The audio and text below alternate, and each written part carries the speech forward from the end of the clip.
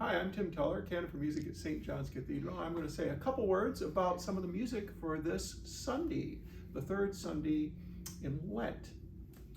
The prelude this week, we're actually in for a special treat. We have as a guest this week the principal cellist from the Jacksonville Symphony Orchestra, Alexei Romanenko, who's going to be playing a couple of cello pieces for us.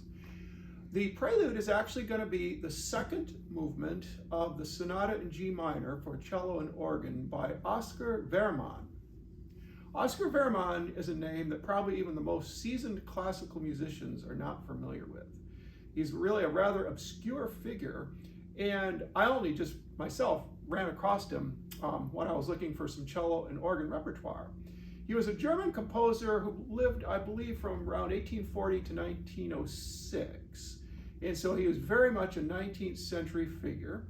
And his music is very reminiscent of Josef Rheinberger and heavily influenced by Felix Mendelssohn, Robert Schumann, and maybe a little Brahms, things like that. So it's very, very thoroughly German music.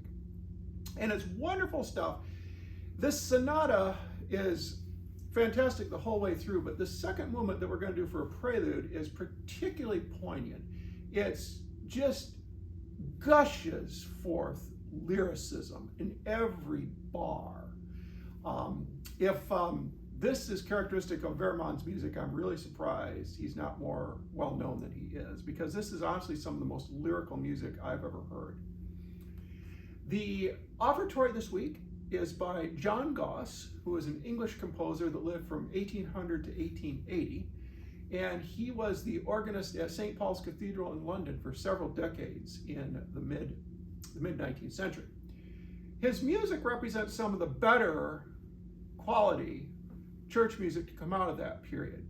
England suffered from a decline in quality of their music from about the death of Henry Purcell in 1695, really up until at least the mid-19th century, when things started to turn around. Taste had fallen, and the quality of music, particularly church music in England, was at a very low ebb during the 17 and early 1800s.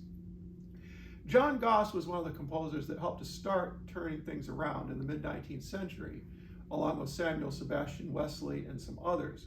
And then finally things would really turn around a little bit later in that century with the coming of Elgar and Perry and Stanford and some of those composers. This piece is very straightforward, and it's a four-part choral piece with a light organ accompaniment, and it's very representative of Goss's style. It shows a real, not only lyricism, but a real understanding of the human voice. He really knows how to write for choirs and for the human voice, and it's a very fluent setting of that text. Our postlude this week is the Prelude in C minor by Felix Mendelssohn. This piece also has a St. Paul's Cathedral London connection.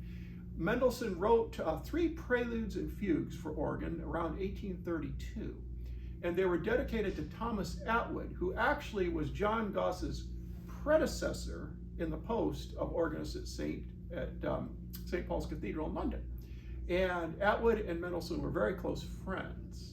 And so Mendelssohn wrote these 3 pieces and dedicated them to Atwood. They're heavily influenced by J.S. Bach. In fact, especially at the beginning of this prelude, it could almost pass for Bach. It sounds very much, you can really hear the influence of Bach in this piece. I hope you enjoyed the music this Sunday.